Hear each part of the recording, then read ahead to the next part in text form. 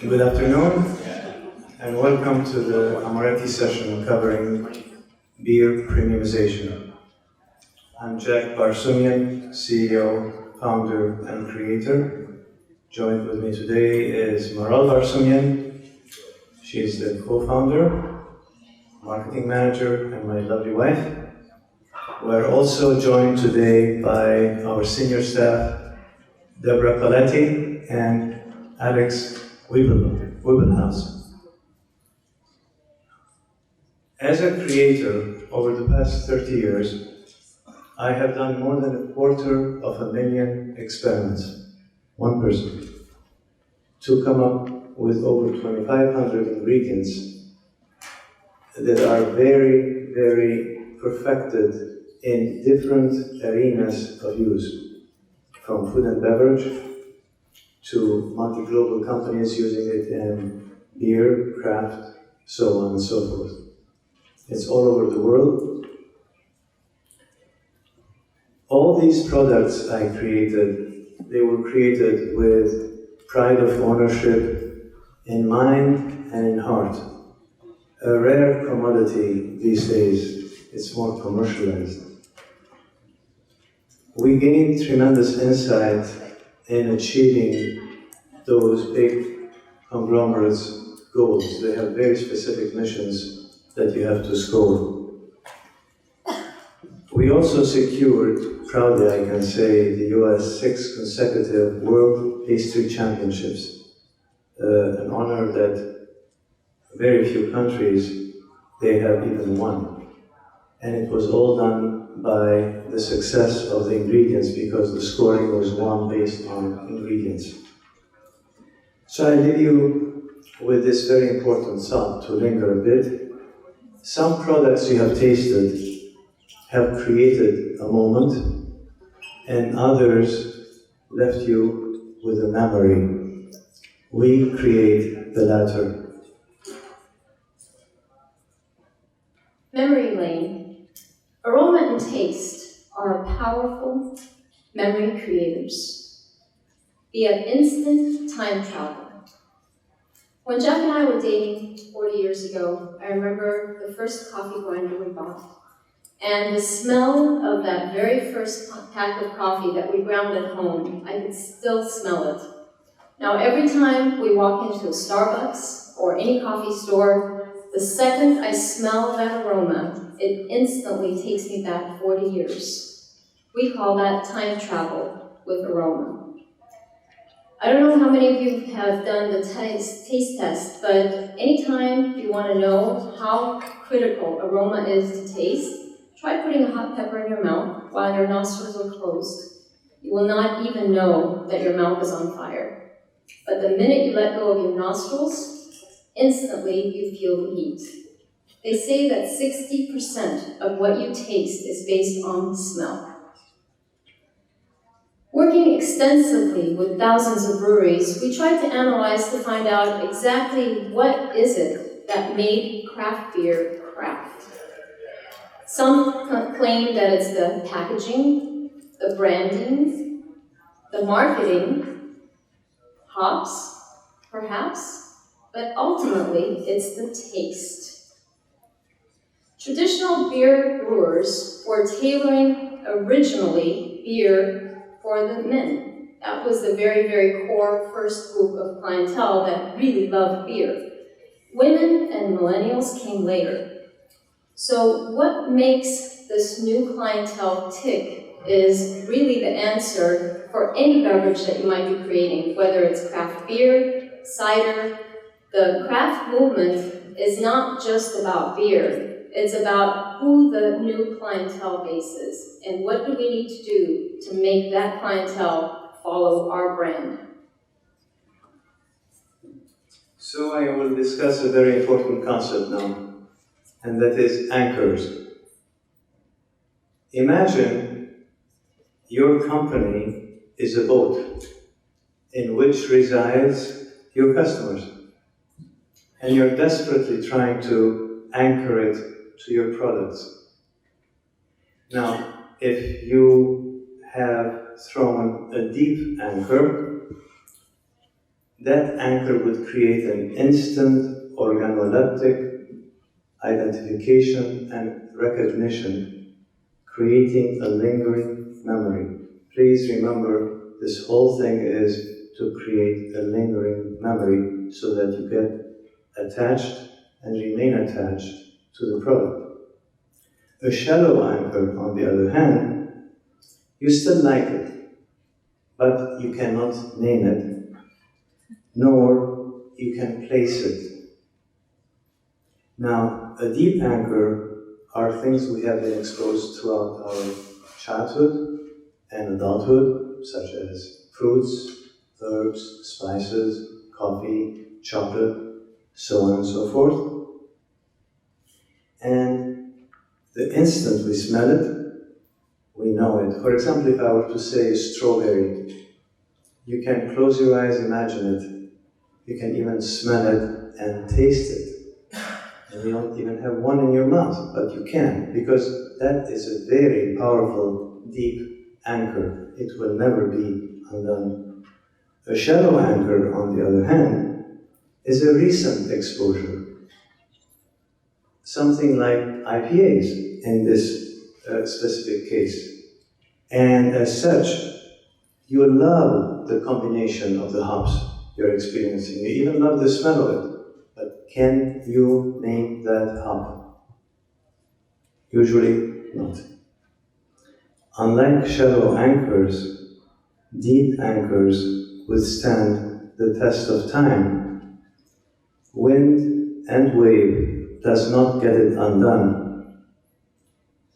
Now, how to bridge the gap between shallow anchors and deep anchors? Well, the answer, I think, is quite obvious, and that is by combining the two. I'll give you a living example of a deep anchor. 40 years ago, I threw a deep anchor to her, and she did to me, and it didn't get undone. That's improvisation. That wasn't part of the speech. So for us, we believe that the deepest anchor is due to social media, especially with women and millennials. Nowadays, especially the millennials, they want to post everything. God forbid if you do something wrong, that'll be the first thing that they'll post. But they want to share their experiences. The more they share their experiences, especially with your brand, the more they're posting it. So what makes these people talk? Things they recognize, new experiences, something exciting, or something new that they discovered. The more memorable you can make that experience, the more they're going to talk about it.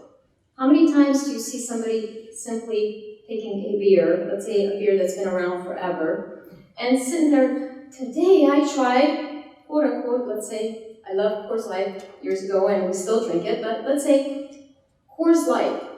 I mean, you don't see somebody walking around and just posting an ad saying, I just tasted this great Coors Light. Maybe the first time they tasted it, okay, but it's not something new. It's been around for many years. The newer generation wants something exciting, something that makes them move. So they start posting because they tasted habanero with a jalapeno with a mango. Oh, all of a sudden that's exciting for them, so they're posting it. I'm not suggesting everybody do that, but it takes that excitement to get them to write.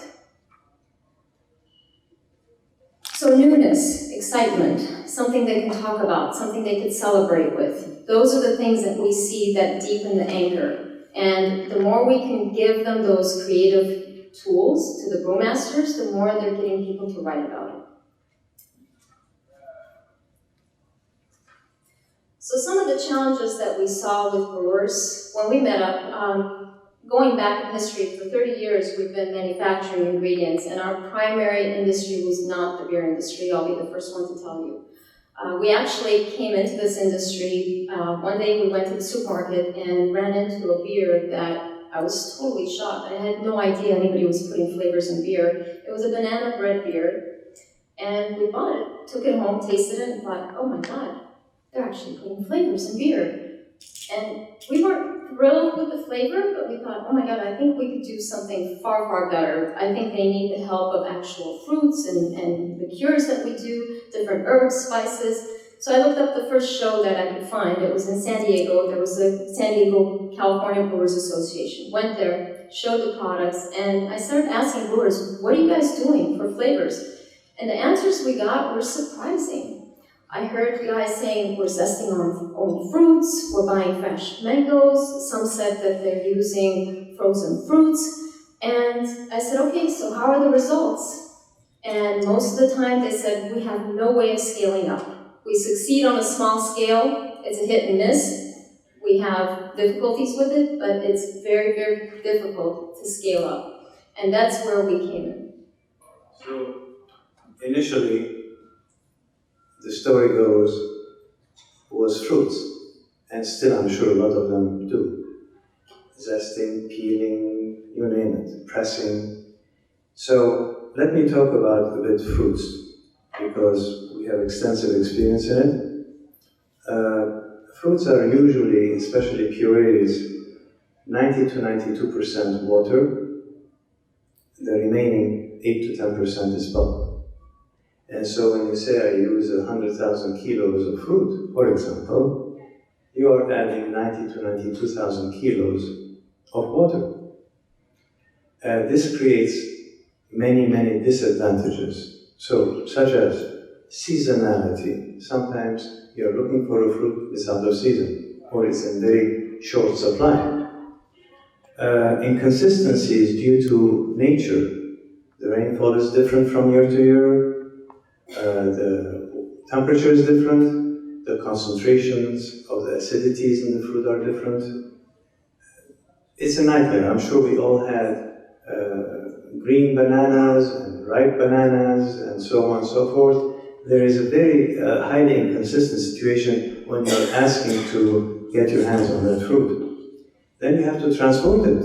It's quite expensive. Then after you transport it, you have to allocate storage space, specifically freezers or fridges. Well, that is also costly. At the end, you start growing and you have tremendous waste and disposal of pulp. The end result of all this is you're entertaining high cost, and the ending taste is a poor taste. It's not really, it doesn't snap at you as fresh as if it's squeezed instantly here, right now. You don't have that. So you get a low return on investment. So although we manufacture many varieties of ingredients, everything from natural extractions of different fruits, including lately the newest addition to the family is the terpenes, for the people that want to introduce a cannabis-flavored beverage, but not necessarily have all the downside of the effects of cannabis. But aside from that, the revolutionary product that we found that really made the difference for brewers was the versatility of our newest product called Craft Puree. It is really a revolutionary product because it is a super concentrated, filtered, shelf-stable fruit, even after opening. It has 0 preservatives, made of natural fruits. It's not seasonal, and it's highly consistent. To demonstrate to you how it works. So this is a package that we offer for the brewmasters to be able to test the product in simply 1 glass of beer. So imagine beforehand, they used to brew a big batch of beer. If they infuse it with fruits, they would find out weeks later whether that flavor took or not, and how the end result is. And at the end of the day, if it wasn't what they expected, they were stuck with it. What if you could take that finished brew and now try it for yourself, find out how the taste is going to be, and if you like it, you can infuse it right there and then in the secondary fermentation. So go ahead and show it. Okay, it's so very simple. Pump, pour, and serve. Pump, pour, serve. So when you get this, remember me, just put the pump in, time it, please. Come here. And keep the bottle straight. Don't do this. Just keep it straight. Pump vigorously. There is a difference between a soft pump and a vigorous pump. Vigorous dispenses 2 to 3% more than a soft because it's a thin liquid. It tends to go down into. That's it. That's a vigorous pump. Okay. And then what we do is pour our Any IPA or lager, doesn't matter. anything you want. Just pour it. And it instantly Dissolves. There's no mixing, there's no agitating, it's a simple addition. What brewmasters found is that with this addition, they're able to actually test out flavors with their customers, especially if they have tap rooms. In the United States, it's very popular to have tap rooms associated with breweries. So they're actually able to infuse a keg. The equivalent of what you taste in this glass is simply 3 ounces per gallon of beer. So we've got the equivalents. If you like this flavor value, it's 3 ounces per gallon of beer. If it's too strong, go half the amount, 1.5 ounces per gallon of beer. So in doing so, you can actually be doing your R&D right on the fly. Test the keg out with your customers, see what takes before you actually start brewing a particular batch of beer. We've given the brewers the ability to literally be agile and basically do their R&D on their own customers. For an additional tip, you get a light show. It does impart a beautiful color. Also, the advantage of this product is we were able to replace with simply a few gallons of product, thousands of pounds of fruit that they were transporting across state lines and countries. I remember we were touring Ireland and went to several breweries, and I remember one of the gentlemen I met said, I just brought in 1,200 kilos of raspberry, and he had a finished beer, and I tasted and I said, wow, raspberry. It didn't smell or taste like raspberries, and I said, okay, let's take that same brew that you've done, let's try 1 pump of this raspberry and see what you think. And he was amazed. He's like, my God, it's got amazing color, it's tasty, I can smell it. The idea behind the product is not to overtake the beverage, it's simply to accent it. All of the brewers that we meet put a lot of pride and joy in creating their brew, and the last thing we want to do is bulldoze over their creation. The idea is to complement it, not to take over the beer. Additionally, we think that this product will be the new thing in all restaurants and bars. Now, what's really great about it is, even though you may already sell your product into restaurants and bars on tap, but we're now giving the consumers the ability to create their own mixture with your beer. So if they're a lover of your particular brew, and they now want blood orange in there, they can actually order your beer with blood orange. In doing so, we have a win-win situation. We're able to give the consumer that ownership. The minute you give them ownership, the more they want to write about it. With all the regulations in the industry where you're not able to advertise in certain industries, the more consumers we can get talking about our product, the more popularity your brand has. So we're giving them this tool called ownership. They had something to do with it. Now they can talk about it. For the restaurants, what's advantageous? In the States, the bars and restaurants that have actually tried this concept have doubled and tripled their sales because it's becoming a conversation piece around the table. One orders passion fruit, the other one tries the blood orange. Next thing you know, they're talking about it. It starts creating conversation. And if they were originally going to order 1 glass, they're generally ordering 2 or 3 just because of the creation of different flavors. Additionally, restaurants and bars are able to charge anywhere between $1 to $2 more for infusion in beer. Just like Starbucks or coffee chains, years back I remember, they didn't offer flavors. Now, you cannot go to a coffee shop that does not offer flavors, and you generally pay between 50 to 75 cents, and that's simply a sugar solution. Here, this is made of real fruit. One thing that I want you to know is, now what you're being served at this moment is the Guinness Stout with our espresso craft puree. The first one you tasted is the blood It's orange. the blood orange craft puree. in an Easy Jack IPA. That was the first one. That was a Firestone Walker Easy Jack IPA. So enjoy this one too. What I wanted to say is that, let's say you have a tap situation and you have 30 taps. I come to your tap room, day 1, day 2, day 3. After 30 days, I've tasted all 30 taps. Day 31, I'm going to go back to the first one again. Whereas, let's say, with 50 craft purees, if you wish to multiply it out, you can keep me entertained for 1,500 days. That's a long number of years, let alone if you start mixing a tad of this, a tad of that. For example, habanero, jalapeno, if you like hot, mixes tremendously well with tangerine.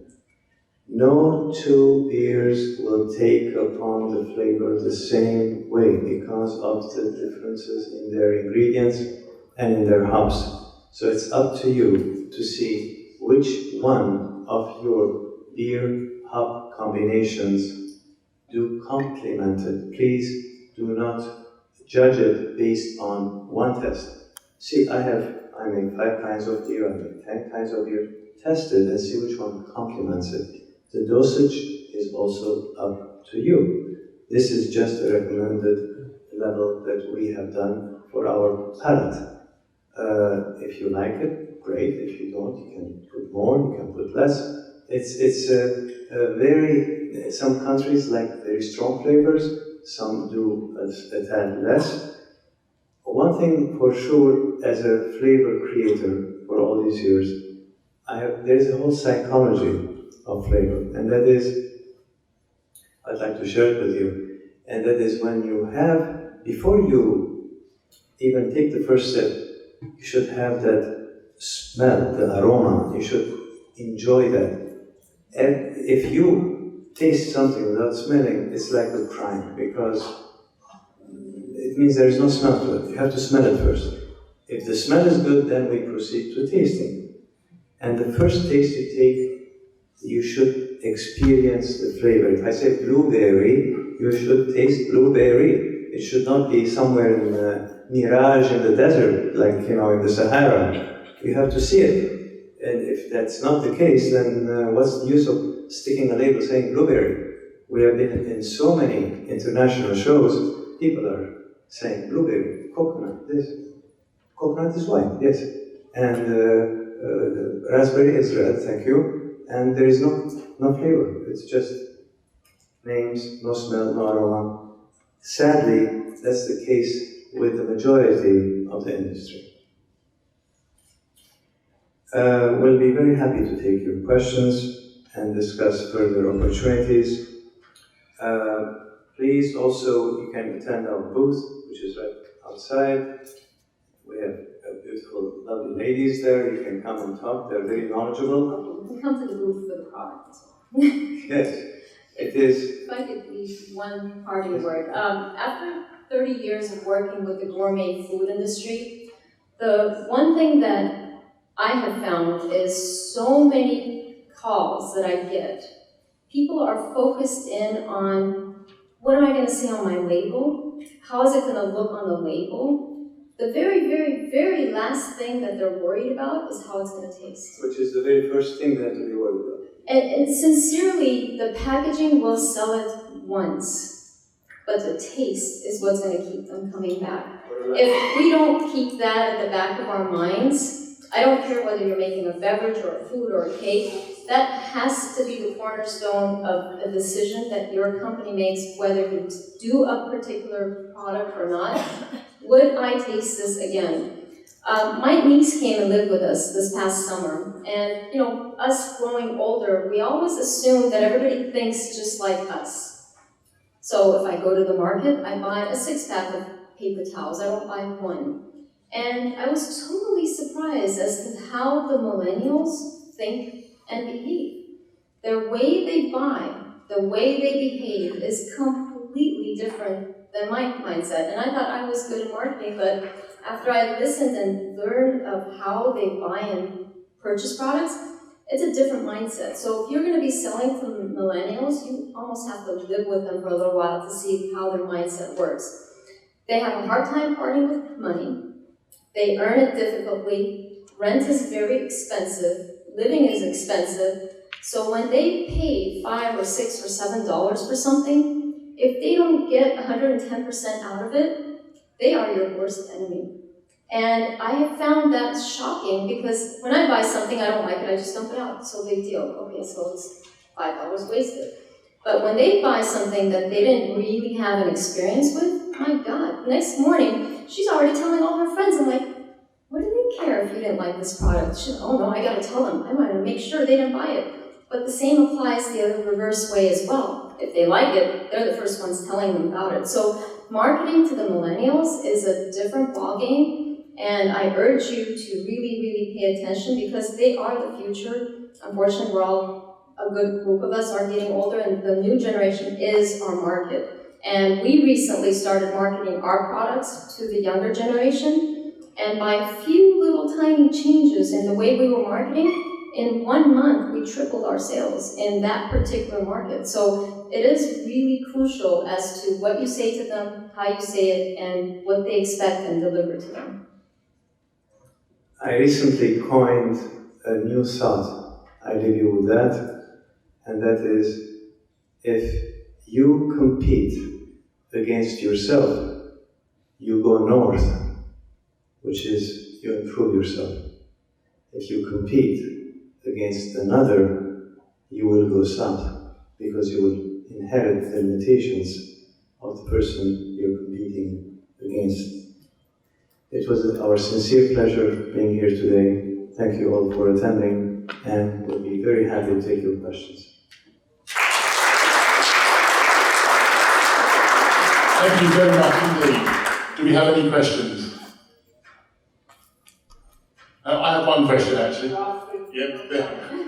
Nearly got away with it. Obviously this is a post-mix product that you add to the beer. Have you ever had any thoughts about creating something that could be added during the brewing process, or? It is actually, we make a more concentrated form of this. It's called the artisan paste, or even the essences, but majority of the brewers buy the more concentrated format. First of all, the more concentrated format, there's less transportation. The only difference is the more concentrated format, you have to dissolve it before you use it. So it's thick, almost like honey consistency. But everything that we do, it is shelf stable, does not contain any preservatives, so it's completely natural. And I urge you to try the passion fruit at the booth or the blood orange, just to taste the concentrated format. It is phenomenal.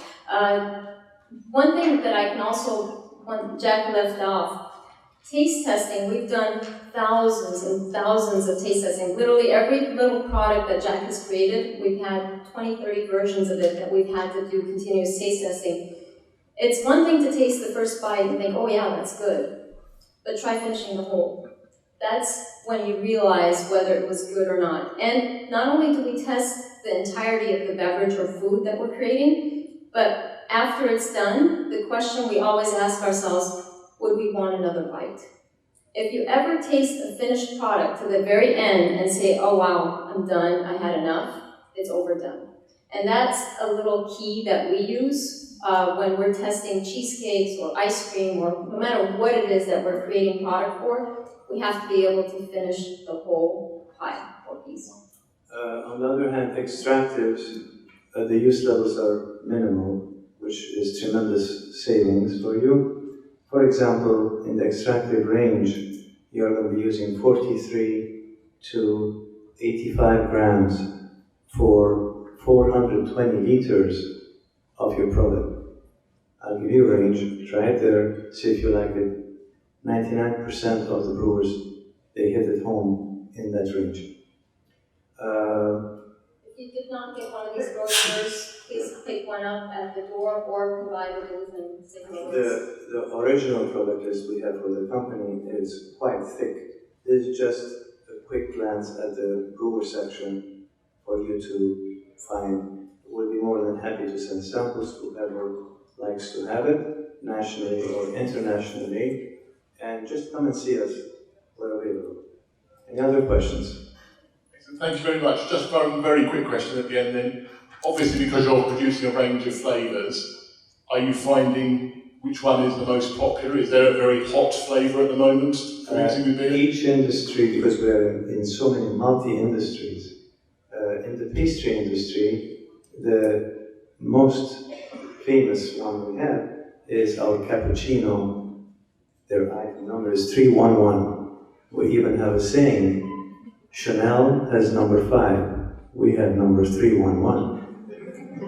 Also, being exclusive suppliers to the US White House for the past 23 years until this minute, there is also a joke at the White House, you hear it from the pastry chef, and that is all 5 presidents that we have served, they agree on one thing, cappuccino 311. It's served in every state dinner. In the craft industry, the number 1 so far seems to be blood orange. Thank you very much indeed. Thank you so much.